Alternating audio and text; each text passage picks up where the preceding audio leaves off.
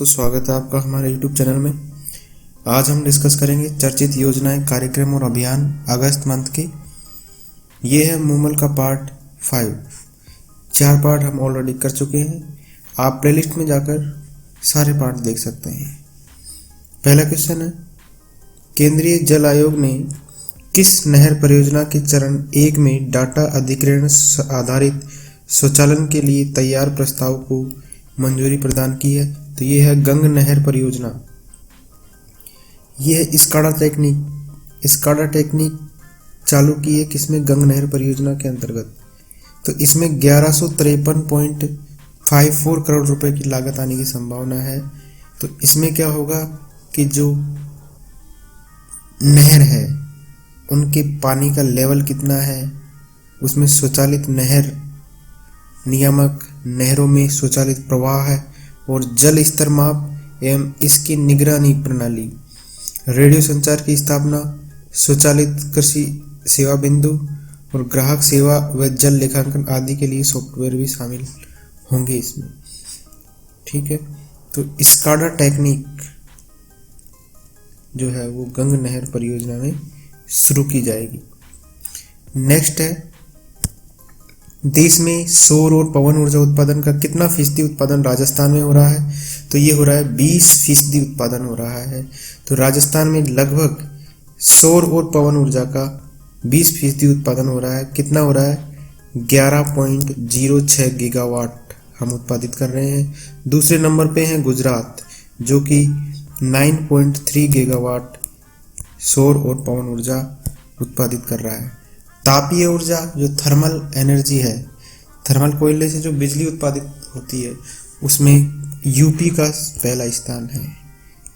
तो देश में बिजली की डिमांड बढ़ती जा रही है, तो देश जो गवर्नमेंट है वो अलग अलग परियोजनाएं चला रही है। तो 27,550 मेगावाट क्षमता की 39 ताप योजनाएं और 14,103 मेगावाट की 36 जल विद्युत परियोजनाओं पर काम चल रहा है। इसके अलावा 60,660 मेगावाट क्षमता की सौर, पवन और जल विद्युत की नई परियोजनाएं भी स्थापित की जा रही है। दूसरी ओर 8,700 मेगावाट की परमाणु विद्युत परियोजनाओं पर काम चल रहा है। ठीक है, नेक्स्ट है, हाल ही में स्वीकृत की गई वाइल्ड लाइफ सर्विलांस परियोजना। ये क्या है कि वाइल्ड लाइफ के जो जानवर है उनकी देखरेख के लिए, उनके सर्विलांस के लिए ये बनाई गई है। तो ये किस उपयोग में बनाई गई है? तो वन्य जीवों की बेहतर मॉनिटरिंग हो, इसके लिए ये बनाई गई है। इसके लिए 15.30 करोड़ रुपए के बजट को सैंक्शन किया गया है। तो इसके अंदर क्या होगा कि जो हाई टेक्नोलॉजी से लैस है वो थर्मल ऑप्टिकल कैमरे लगाए जाएंगे, वायरलेस नेटवर्क, संचार उपकरण और सौर ऊर्जा प्रणाली और ड्रोन आदि लगाए जाएंगे। तो ये जो परियोजना है ये ऑलरेडी हम चालू कर चुके हैं। कहाँ पे? झालाना हुआ, सरिस्का हुआ, रणथंभौर हुआ, मुकंदरा हुआ और जवाई जो है वहाँ पर इसको हमने अनुभव किया है और इसी के आधार पे हम अन्य क्षेत्रों में भी इसका विस्तार करना चाहते हैं। नेक्स्ट है, ERCP पूर्वी राजस्थान नहर परियोजना का गठन किया गया है। ये परियोजना में ध्यान रखने योग्य बात है कि ये 13 जिलों में चलाई जा रही है। 13 जिले कौन कौन से हैं, ये इनका नाम भी ध्यान रखना है। कौन कौन से हैं? पहला है भरतपुर, अलवर, करौली, धौलपुर, दौसा, जयपुर, अजमेर, टोंक, सवाईमाधोपुर, बूंदी, कोटा, बारां और झालावाड़। ये हो गए 13। 1 2 3 4 5 6 7 8 9 10 11 12 13। कौन कौन से हो गए? भरतपुर, अलवर, करौली, दौसा, धौलपुर, जयपुर, अजमेर, टोंक, सवाईमाधोपुर, बूंदी, बारां, कोटा और झालावाड़। तो इसके अंदर क्या किया जा रहा है कि लगभग खर्चा कितना आएगा? 37,000 करोड़ रुपए की ये परियोजना है। कितने की है? 37,000 करोड़ रुपए की। तो इसी में राज्य सरकार ने क्या किया है कि एक परियोजना चालू की है 9,600 करोड़ की, नवनेरा गलवा बीसलपुर परियोजना। तो इसमें लागत कितनी आएगी? 9,600 करोड़ की है, ये केवल राज्य सरकार इसको पूरा करवाएगी। तो इसके लिए हमने एक ERCP कॉरपोरेशन का एक गठन किया है, ठीक है। तो नवनेरा जो है कोटा जिला में है, नवनेरा बांध है, और एक है गलवा जो कि सवाई माधोपुर में है और बीसलपुर टोंक में है। तो ये इनके बीच में लगभग 200 किलोमीटर लंबी नहर का निर्माण कार्य होगा इसके अंदर, ठीक है। तो जो ये योजना है, ये परियोजना जो है वो कितने जिलों को?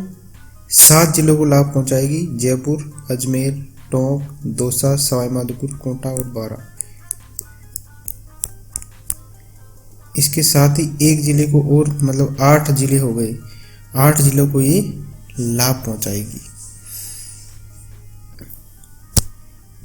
इस परियोजना के लिए हाड़ौती की कौन कौन सी नदियां काम आएगी? काली सिंध, पार्वती और कूल नदी से इसमें पानी लिया जाएगा। नेक्स्ट है मुख्यमंत्री डिजिटल सेवा योजना, जो मुफ्त स्मार्टफोन की योजना है, वो चलाई जाएगी।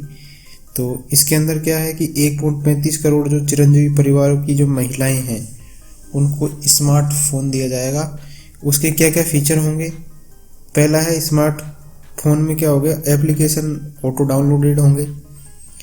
वॉलपेपर जो होगा सरकारी एजेंसियों द्वारा योजनाओं के प्रचार प्रसार के वॉलपेपर मोबाइल स्क्रीन पर चलते रहेंगे। पॉपअप मैसेज द्वारा जनता को पेंशन, राशन और अन्य सुविधाओं की याद दिलाई जाएगी। और मोबाइल ड्यूल सिम का होगा, 2 सिमें होंगी इसके अंदर, और एक सिम जो है केवल गवर्नमेंट की रहेगी। नेक्स्ट है कि राज्य सरकार की जन कल्याणकारी योजनाओं में सार्वजनिक जवाबदेही और पारदर्शिता के लिए किस प्राधिकरण का गठन किया गया है। तो सरकारी योजनाएं अच्छी तरीके से चले, इसके लिए Rajasthan social and performance audit authority का गठन किया जाएगा, ठीक है। तो ये क्या करेगी कि सरकारी योजनाओं पर निगरानी रखेगी। नेक्स्ट है कि राज्य सरकार द्वारा अगस्त 2022 को लागू की गई बालिका दूरस्थ शिक्षा योजना जो है उसका संबंध शिक्षा के कौन से स्तर से है?